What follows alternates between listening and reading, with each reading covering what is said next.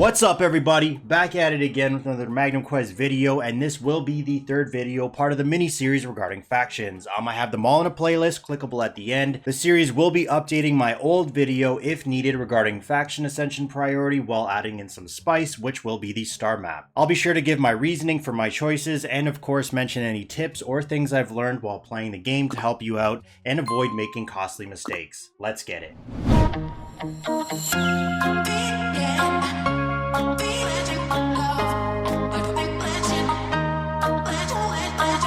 First, we're going to collect all our Puppet War rewards. We're going to be scrolling down, still going. Yeah, so there's a lot of rewards here. I'm going to collect them all, hit that button, and hopefully it's not going to crash my game. I just wanted to shout out the Unrivaled Guild because regardless of what is said, the community that has been built is very helpful, lots of knowledge, and I can say I met some players I talk to frequently that I consider friends now. Any games I have ever played, I find the community trumps the game in terms of interest. The game will always have its ups and downs, but with a solid community, whether you're a part of the Unrivaled one that I'm referring to, or the Magnum Quest one, or any other one, that's what holds the pieces together, at least for me. Without that, I would just lose interest. If you haven't seen the other videos in this mini-series, give them a look. The recent two will be clickable at the end, like I mentioned at the beginning. Now let's just get right to business. First half will be the Ascension priority, second half will be the star map priority. But before we get into the Ascensions, just remember you don't actually have to follow my list exactly. What I mean is you may value heroes differently, or maybe you agree with what I say, but maybe the game just gives you a lot of like Mariella copies. Her priority could bump up because you just have the necessary amount to take her straight to Legendary. So Shadow Faction heroes, top 5, here we go. Number 1, it's going to be Durla. Well, what can you really say about Durla? You might not utilize her as much anywhere else depending on what setup you run besides the faction dungeon, where she's 100% needed, but eventually Act 2, you're going to use her. PvP, you're probably going to use her. Bosses, not so much. There are exceptions, like on the Halloween Prince Pumpkin event boss, due to being able to utilize her AoE, meaning area damage, with the smaller pumpkins. But other than that, I personally don't use her that much on bosses. Awesome area damage, good survivability due to gaining defense off of fallen enemies, summoning skeletons for a defense buff, and has a lifesteal on her ultimate. However, this is if she doesn't die before getting her ult off. Her main use is built around her ultimate, and early that's going to be a little bit harder because unless pairing her with Cinia or Harry or any other energy or haste buffers, at least until you unlock runes, and has also a stun for CC. Plus you can get her from the trial shop seen here, so hero copies are easier to come by. Number 2, we have Lycidas, aka Dracula. Still to this day, he's a top game-changing hero introduced by the Magnum Quest team. Not so much the scary vampire like certain movies or history have depicted him, but more so on the Twilight friendly neighborhood vampire. I'm still waiting for them to release a darker version skin of him, kind of like how they do it with the hero battle passes. I mean, if they do give it out for free, that would be awesome, but I wouldn't hold my breath.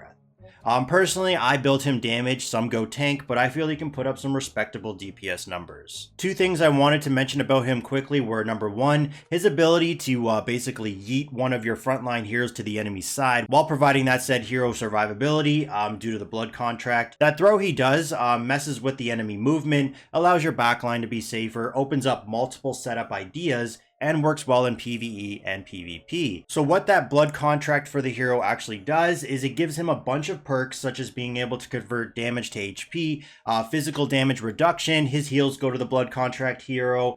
There's just a party box of tricks. This particularly works well with heroes like Ares, Alden, Kados, and even Durla if she can survive, but I do it and I'm sure everyone else who does it is because she has a haste debuff for surrounding enemies, so once she gets thrown to the enemy's side, more enemies are affected, plus helps build up to her ultimate faster from being hit a lot. And then number 2, he has very weird gloves. I'm not sure if I'm crazy, but when I look at him, he's wearing like those latex gloves you wear for washing dishes or cleaning the bathroom. Maybe he runs a house cleaning service to stay undetected by Van Helsing. I mean, after all, some houses are evil, so that would fit right in. But yeah, these gloves, I think they need some work. Number 3, we have Alden. I actually really like Alden. I really think he has a nice aesthetic. I think his skill kit blends well together, and as a hero with the right ultimate timing can change the fight. His ultimate Frozen Land, the more enemies you can freeze, the better, and this is why he's so helpful. At max skill level, 5 seconds is a long time, and frozen enemies are given an energy block, where they can't regain energy. Oh, you thought the freeze effect sounds annoying? You sounds like it could be busted. It's okay, he can do it with another skill as well. When he takes fatal damage, the surrounding enemies upon his resurrection are also frozen for 3 seconds. He's a very strong frontliner and can be used as a Kados alternative until yours is strong enough. He can also resurrect a random dead hero to fight on his side, so yeah, he's an all-around crazy good hero. Number 4, we have Marielith. Due to her recent skill rework, meaning her skills swapped and were adjusted, Soul Siphon was actually her ultimate previously, and now Puppet on Strings is. This was quite the change for her and skyrocketed her importance overall. If you were playing when the maze was active with the final boss being fair, she was very strong due to being able to steal HP percentage each second, so you could easily chunk the fair boss's HP due to him having a lot of it. Plus, when max skill level, she takes control of 2 random enemies, not just 1, which makes the fight further in your favor because of the shifted hero numbers. Now her ultimate, Puppet on Strings, is a big game changer for PvE and PvP. It allows her to bewitch the enemy with the highest energy. It's not random like many of the effects in this game are, and the controlled enemy goes straight to full energy and uses the ultimate skill. So you can see how this can be a huge game changer depending on the hero chosen, especially versing enemy NPC heroes, not players, because the NPCs are going to be so overpowered in stats because of their level. Honestly, her skill kit is really good, and I find shadow heroes in general have a solid bunch of well-rounded heroes, minus a few, but that can be said about every faction. And finally, we have number 5, it's going to be Vieira. Now, the reason I have her last on my list is because I'm trying to keep in mind my audience. It's for the free-to-play or low spending, and although Vieira is strong, putting her at, say, number 2, 3, 4 isn't going to benefit you better than the ones I mentioned. The reason being is her main purpose is boss DPS, but there's just better options to work with on before her, which are also more versatile. Example, Izzy has great damage overall, and she's a necessity for PvE content like Faction Dungeon. Still, her skill, Energized Slashed, is amazing on bosses due to doing damage based off HP lost. Obviously, there would be a clear indication of what this actually is if the bosses didn't have hidden HP, besides Puppet War bosses. The other skill I wanted to mention was Entwined Souls, but it's hit or miss when this procs, because you want Misty to die, which is her pet fox, because for 12 seconds Vieira gains 45% attack, 45% critical hit chance, and 40% of haste. Misty will resurrect after 15 seconds if Vieira stays alive, so you can continue to proc this buff. Let me know down in the comments your thoughts about this list, if you would keep the same, change things around, or even swap out heroes for another. And now for the second half, the star map priority list. Just remember, this is for that said faction, so Shadow. I'm not taking into consideration any others. So Shadow faction heroes, top 5, here we go. Number 1, you probably guessed it, it's going to be Durla again. Take straight to gold, and when done bronze, I would suggest to save your intel tokens. You can, if you want, work into Marielith because she is strong, but remember, like I've said, support's return value is much lower, so only do this if A, you have finished the other top intel heroes in the other factions, and then B, you're just throwing money at the game, and then you can do whatever you want. Reasons why I have Durla as my top Shadow Intel hero is because she's a hard DPS carry, however she works differently than, say, Wyndon from the Fortress faction. His damage is instant, her damage comes from dots, which is damage over time.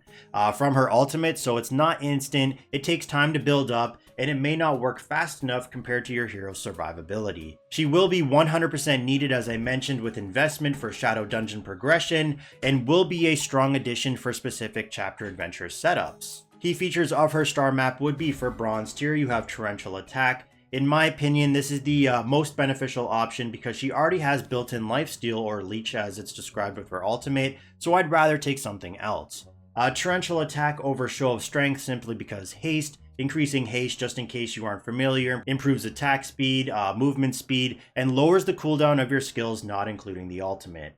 Now, Durla isn't really the prime example of having exceptional skills besides her ultimate, but any hero that does, haste is very good, so you can lessen the skill cycle rotation for them to be up again. However, having skeleton armor on a lower cooldown for increased defense and applying a haste debuff is very handy.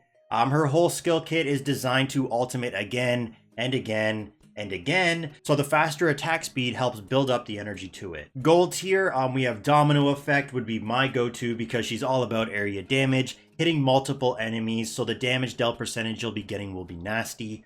I feel Hunter's Delight can also be a good choice to have 2 random skills instantly refresh upon an enemy falling, but once she gets her first ult off, it's not long until she ramps up enough energy to do another, so Domino seems more certain as it's not based off an enemy dying, it's how many targets you hit. I could be wrong, comment down below if you go with Hunter's Delight. Number 2, we have Dracula. However, I don't think taking him to gold is necessary. Obviously you can, but even I don't have him in gold yet, and I feel he does fine without it.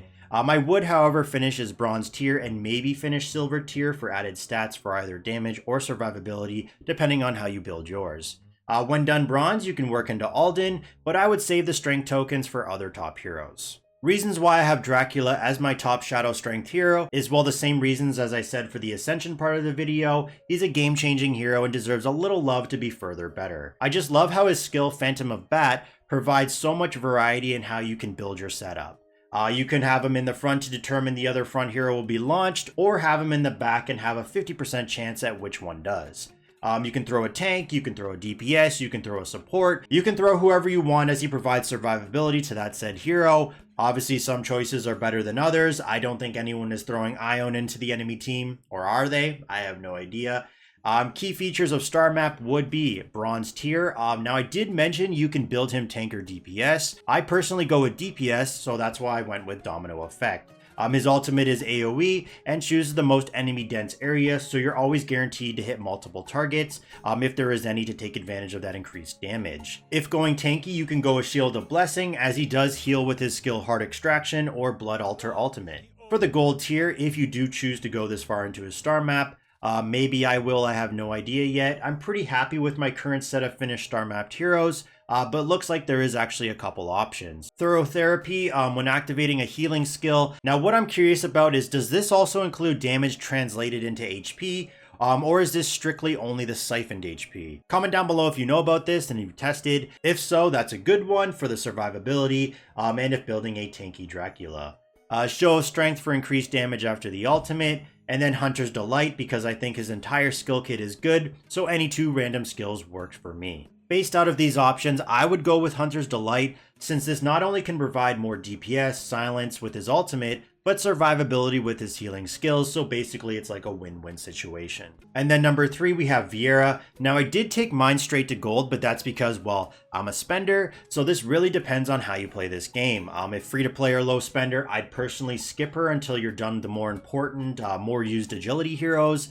There's a lot of heroes before her, that's a lot of star map resources before her, so yeah, I'm ranking her here because of the limited options in the Shadow faction. Whether you take her straight to gold or not, there's no other options I'd suggest, so you can do bronze, silver, or gold, it's up to you. Reasons why I have Vieira as my top shadow agility hero is, well, let's look at the other options. Carlotta, skip. Much like Auric, I can count on one hand the amount of times I've used her in this game. Okay, so it's maybe a little more than that. I've been playing this game for over a year, and back then there wasn't many options in the shadow to choose from. But yeah, skip. One of those heroes where the enemy Carlotta goes berserk, one-shots after one-shots, and then you use her, and she basically tickles the enemy. Rose is a newly added hero, and yeah, honestly, kind of a disappointment after doing some testing. I just don't know yet. When I do my updated tier list, because it's missing Revna, Rose, and now Panda, I'll go into a little more detail. Although Vieira is a top boss DPSer in the game, there's not many opportunities to use her, unfortunately. Let's take puppet bosses as an example, since the hatred rewards are very good. Shadow has advantage over Fortress, so naturally you'd be looking at using her on Winden. Even a low ascended Vieira, because of that huge boost of 75%, can output good damage. The other bosses, you simply want to utilize the DPS heroes with the advantage, because it's the easiest way to snatch up those hatred rewards the quickest. Guild boss, she just gets outshined because Shadow is weak to Forest, so that is why many use Fang, Hista, and Issy. And then you have Puppet Wars, but this only comes around every so often. So yeah, she is a top boss DPSer, just not a lot of places to use her at this moment in the game. Key features of her star map would be just like many of the other agility DPSers in the game. Bronze tier, you got Fury of War for added damage. Gold tier, you got Show of Strength for added damage. Now, unfortunately, Hunter's Delight only procs off enemies falling in battle, and because I'm specifically using her on bosses, they don't die. So this won't proc, which kind of sucks, because I would love to instantly refresh the cooldown of her Energize slash skill. Number 4, we have Mary Ellis, so after Durla is done bronze, you have the option of working into hers. I do think she is a solid hero as of right now. Her skill kit is great everywhere. You see her in PvP, you see her in PvE, provides great utility, does damage. So yeah, I would take her to gold if it's an option, but at least finish her bronze tier. Reasons why I have Marielith ranked here is because of the positives I went over when talking about the Ascension priority, but basically she's one of the strongest supports in the game right now. I don't use Sorsha anymore, and I won't be investing into Gus anytime soon. He honestly scares me. He's almost at that point where I have nightmares like when I first saw Spawn, and oh my god, that clown. Clown not like! No thank you. Key features of the star map are pretty similar to other supports. Bronze tier, I would probably go with Shield of Inspiration, so focusing the HP stat in her star map would be ideal. To further increase the shield she will get after using her ultimate, Veteran's Instinct I don't think is as beneficial because typically I have her in the back line, so she's not getting attacked as much as say frontline heroes. Gold tier, I would definitely go with Hunter's Delight because all of her skills are very good. So utilizing this skill would allow me to potentially refresh the cooldown of Soul Siphon or her ultimate for the Bewitch effect. Both will allow you to gain the hero advantage or even Vicious Entrapment for CC. And then finally we have number 5, it's going to be Alden. If you choose not to save your strength tokens after Dracula, another hero similar to him, meaning I would say you don't need to take him to gold, at least finish his bronze tier, possibly silver depending on your resources. Reason why I have Alden ranked here is because I consider him to be the Shadow's core tank. Julian is meh. To me, he's situational, but Alden is a necessity, specifically referring to the Shadow Dungeon, but very viable in Chapter Adventure and PvP due to how much CC, meaning crowd control, he brings to the table regarding his freeze effects that I went over during the Ascension part. Key features of his star map are pretty similar to other frontliners, however I just wanted to point out all of the options for both bronze tier and gold tier are very solid. For bronze tier, I think I'm loving Hunter's Delight more and more depending on the hero, and for Alden, his skill kit is very well rounded. His ultimate freeze effect and necromancer skill I think are just too good to pass up being able to potentially be instantly refreshed. I have mentioned Hunter's Delight, it does rely on defeating enemies to proc, but I find him to be quite tanky and has a built-in revive so he can hold his own until the DPS do their job. So the options like sound preparation and adaptation to ailment I'm not too worried about. But if you find your Alden just isn't surviving long enough to utilize his ultimate, I would choose between one of those. I'll probably stop at bronze tier since he can perform his purpose fine without gold, but if you do choose to take him there, probably I would go with Hardened Shield or Body of Endurance. This depends on the setup you generally run with him, as Hardened Shield procs off acquiring a shield, while Body of Endurance procs when he's under control spells. So those would be the two I choose between. Just like the Ascension list, comment down below if you would invest differently. Hopefully this helps out players in regards to your decision making. Wild Faction and then Divinity and Abyss are on the way. As always, thanks for watching. Leave a like if you enjoyed the video, subscribe for future videos, and stay tuned for the next one.